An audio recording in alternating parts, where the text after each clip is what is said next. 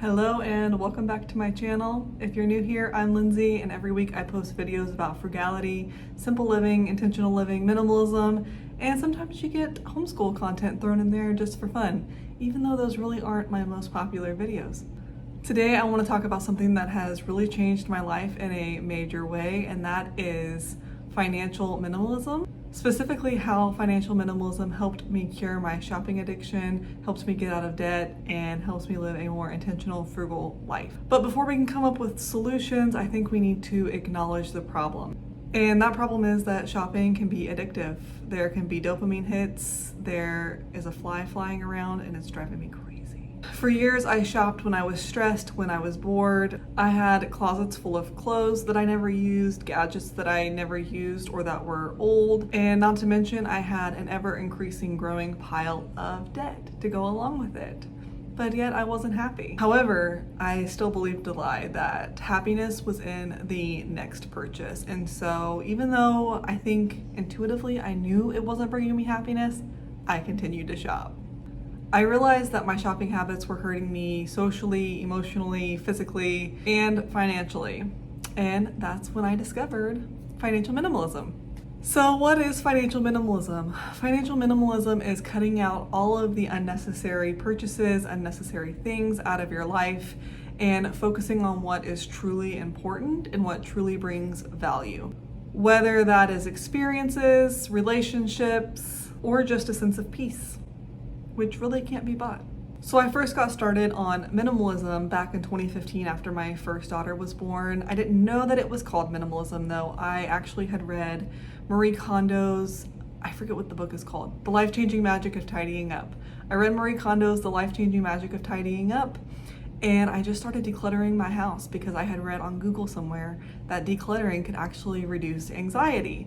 And so that's what we did. We went through our entire 3-bedroom apartment at the time, got rid of everything that we didn't need, and only kept the things that at the time sparked joy. Although I don't use the spark joy method now, but if you're just getting started, that can be a really helpful place to start. Once we decluttered our entire house, then we started working on decluttering our debt and decluttering our finances. We were spending a lot of money on unnecessary things, and even to this day, not so much lately, but I would say within the last 2 years, we still struggled heavily with unnecessary purchases, impulse purchases.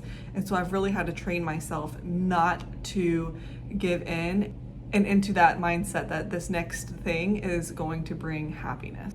Once we started pursuing financial minimalism, I reviewed every subscription, I reviewed every purchase on Amazon, and we cut out anything that really didn't align with our new lifestyle and align with our values. So the benefits were almost immediate. I felt lighter, having less clutter, more space, even in smaller spaces. We currently live in a 2-bedroom apartment, and even today, living with less is just so freeing. We also save more money now. Many of you may know that back in 2021, my husband and I paid off $20,000 of debt in 11 months.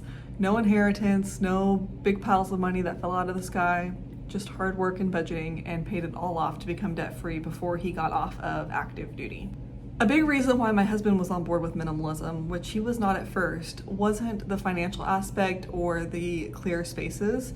The reason he got on board was because we were spending every Saturday cleaning, almost every single Saturday. And he wanted his off days to do other things, but we had so much stuff that we had to clean constantly. And we would let it build up during the week because we both worked. And once our first daughter was born, I think he just came to a place where he started to feel suffocated. And so not having to clean on his off days was a humongous benefit for him. So I will say, if you have a spouse that may not be on board, I would maybe come at it from a different angle, see what they value, and you never know. The more time really got my husband on board. And then lastly, just the emotional clarity. I stopped using things to fill a void or to make me feel a certain way. I would shop basically if I was happy, I would shop if I was sad, I would shop if I was bored.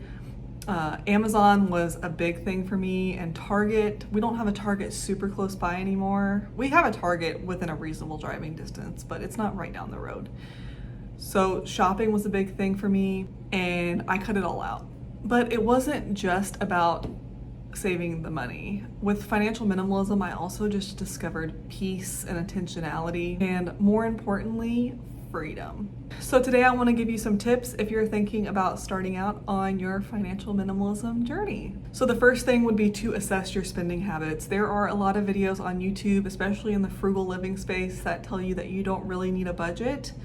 However, unless you're just uber frugal and you just don't spend money, which I would argue isn't a majority of Americans considering how much debt we have and the cost of living crisis and all of that, I would say that you definitely need a budget regardless of your income, and that you really should be tracking every expense to assess where you can cut back and what is extra and isn't really adding value to your life. The next thing would be to declutter. If you haven't decluttered your home, I would highly recommend you do that. You don't have to be a minimalist, but just the act of decluttering and freeing up space and time can really bring a lot of emotional, mental, physical benefits. Number 3 would be to set clear financial goals. So what are you working towards? Are you working towards paying off your debt? Are you working towards an emergency fund? Are you saving for a big purchase? When you have a clear goal, I think it's easier to cut out things that you don't really need so that you can reach that goal. Number 4 would be to practice mindful spending. Cut out all impulse purchases. So I had a comment on my maybe not the last video. I had a comment on a couple videos ago asking me how we cut out impulse purchases. And the simple thing is we use a rule that the minimalist put out. If it's over $30, I wait 30 hours. If it's over $300, I wait 30 days. Something that we want right now are bunk beds for our 2 oldest girls to give them more space. But bunk beds aren't cheap, and so we're buying them in a few weeks. We're looking at the options, and it's just not something that we're going to go out and impulse before we have it in the budget. And number 5 is to find alternative things to shopping, which this has been a really big help for me. When I'm bored, I tend to go run or exercise. If I'm feeling sad, I will find something else to do, such as running or exercising probably. I really like running now.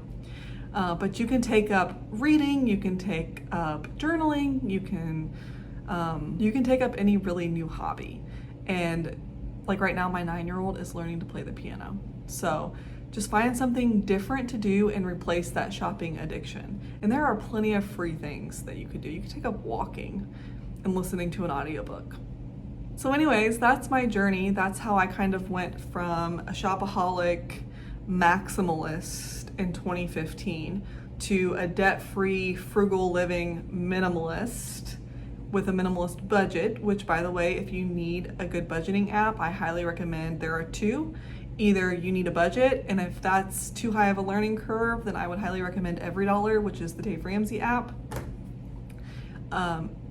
EveryDollar has a free version. YNAB has a 34-day free trial. At the end of the day, financial minimalism is truly just about making space for things that are important for you and getting rid of all of the rest. Anyways, guys, I hope this video was helpful.